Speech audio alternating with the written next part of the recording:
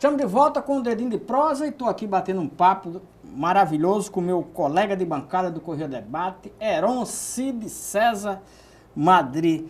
Heron, então você, de certa forma, tem a ver a sua história de comunicador, que mal está começando, você é um cara de 29 anos. 31, deixa eu lhe corrigir. 31? 31 já. É, né? Tá certo. Passa rápido, né? Pois é, aí eu digo, Tempo anda. Você assumiu essa responsabilidade, talvez de desejar um sonho do seu pai, mas foi só isso ou você sentia uma necessidade de ser comunicador, independente disso que você imagina que seu pai desejava? Eu, desde a minha infância, eu sempre fui apaixonado por rádio. O rádio me encantava muito. Ouvia, era o meu divertimento, meu passatempo, mesmo menino. Ouvia as rádios de Souza, ouvia as rádios de Cajazeiras, e o rádio existia em mim uma magia muito forte. Eu tinha muita curiosidade de conhecer o que era aquilo, como é que se dava aquilo. Dormia ouvindo rádio, era a minha paixão. Mas eu acho que juntou uma coisa a história com a outra, dele, né? a história dele, essa necessidade de conhecer mais dele, depois de receber o impacto de saber que ele era uma das figuras de um veículo que eu admirava tanto, acho que me impulsionaram muito fortemente. Eu acho, e mais, a dor da perda me fez durante um bom tempo, me penalizar muito. Eu me penalizava, ainda em silêncio, eu me penalizava. Por que eu não fui ao encontro dele? Por que eu não fui atrás dele? Por que quando houve a oportunidade, essa oportunidade que eu lhe contei agora há pouco, do reencontro dele, minha mãe e meu irmão, cogitou-se de que minha mãe poderia voltar para ele, e era até a família via alguma forma de um novo alento para a vida dele, mas os filhos é que resistiam a isso, até porque a gente foi criado também pela minha avó, e a gente via que a ida até Natal para morar lá com ele seria se despedir de minha avó, que cuidou da gente desde pequeno. Então nós ficamos divididos nisso e preferimos ficar em Marisópolis. E eu me penalizava. Como teria sido o destino, o desfecho da vida dele se nós tivéssemos ido ao encontro dele? Então isso me marcava muito.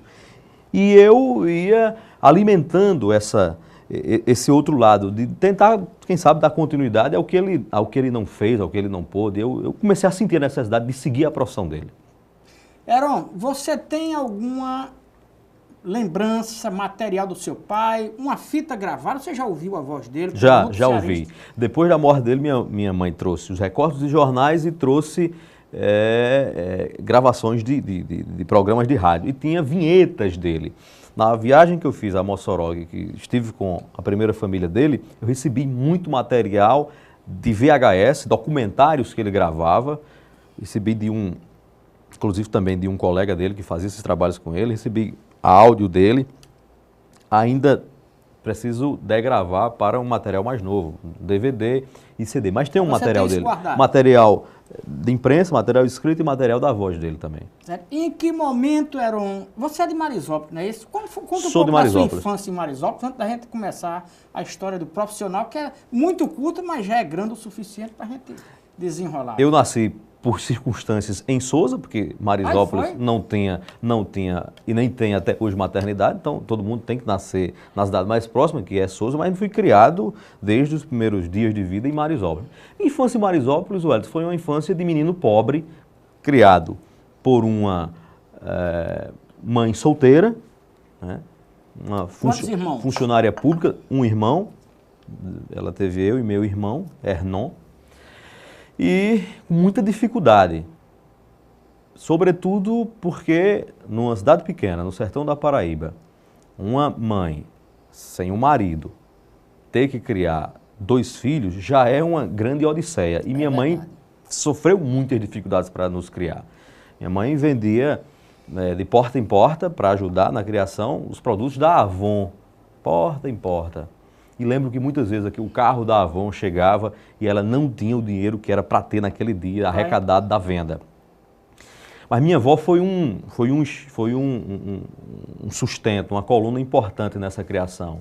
E minhas referências de infância são de duas mulheres muito fortes, muito determinadas e muito amáveis. Os melhores momentos, as melhores lembranças da minha vida são em Marisópolis, na infância e com elas. E o rádio, a partir de que momento o rádio lhe seduziu? Você ouviu o rádio e disse, aqui é o meu caminho. Qual eram as rádios que você tinha como referência e os locutores? Eu ouvia daquela região, Souza e Cajazeiras, eu ouvia todas as emissoras de rádio, todas mereciam um ouvido atento meu. Eu era apaixonado por rádio, mas uma figura me influenciou muito nessa época, que foi Rui Barbosa Dantas. Rui Dantas. Que nessa época já pontuava com sucesso na Rádio Líder FM de Souza, um programa extraordinário chamado Radar Líder. E você aí tinha quantos anos? Eu tinha aí 11 anos no máximo. Muito pouco tempo, né? 11 para 12 anos de idade. E eu admirava muito o trabalho que Rui fazia, o estilo de programa que se fazia, até porque era um programa em Souza, mas que tinha uma pauta muito estadual. Os entrevistados por telefone eram o senador da República, governador, secretário. Rui tinha essa capacidade de fazer isso em Souza. E eu ouvia muito Rui, até que um dia Rui aparece em Marisópolis num comício em 1996, comício do então candidato a primeiro prefeito de Marisópolis, José Vieira da Silva. Rui foi anunciado como uma atração daquele comício. Quando eu soube da presença dele, e eu decidi que ia assistir o comício para conhecer quem ouvia. Eu não conhecia Rui. E eu lembro que Rui desceu na rua do comício. Quando ele desceu, eu já estava de prontidão, já vi que era ele, acompanhado de um outro colega dele, chamado João Costa, da Rádio Líder FM. E eu segui ele até o palanque, fiquei lá no pé, prestando atenção nele. E minha mãe sempre foi a pessoa que abriu as portas. Ela sabia dessa minha paixão, se aproximava de Rui, era da política já à época, e falou com Rui, me apresentou, dizendo que aquele era o filho dela e era filho de José Maria Madri. Rui lembrou quem era José Maria Madri, disse que conheceu também. Conheceu, ouvia ele no rádio. Você chamou Rui ou seu Rui? Eu não chamava nada, Wellington, porque eu não dava uma palavra.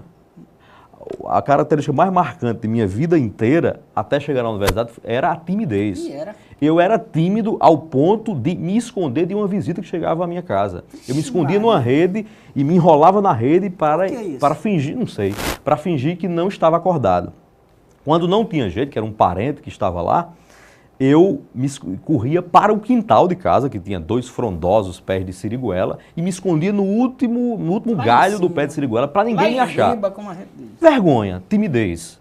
Eu era tímido ao máximo. Até que, chegando na universidade, a timidez era tanta, eu cheguei na Universidade Federal da Paraíba, aqui em João Pessoa eu tinha dificuldade de me locomover na cidade, era a primeira vez que eu saía de Marisópolis, de 4.000 habitantes, eu pegava o ônibus errado porque tinha vergonha de perguntar ao cobrador para onde ia aquele ônibus. Minha nossa. Era desse jeito. Terminei muitas vezes no ponto final do Valentina Figueiredo achando que ia para a Lagoa.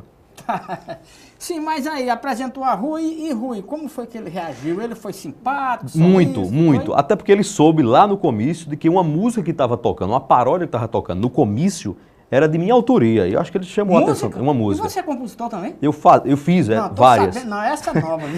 Eu fazia várias, velho. Na política. Eu sempre tive. Depois que eu descobri.